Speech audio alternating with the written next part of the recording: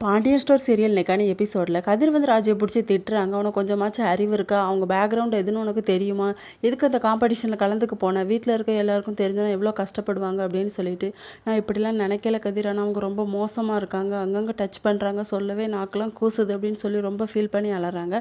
2 பேருமே ஒரு தாபாவில் போய் உட்காந்து சாப்பிட்டுட்டு இருக்காங்க. அப்புறம் 2 பேரும் உட்காந்து நிதானமாக பேசிக்கிட்டும் இருக்காங்க.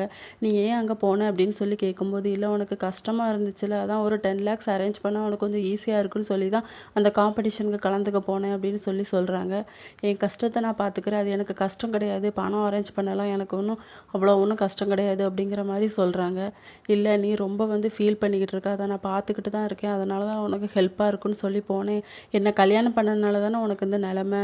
இல்லைனா நீ படித்து நல்ல வேலைக்கு போயிருப்பல்ல அப்படின்னு சொல்கிறாங்க.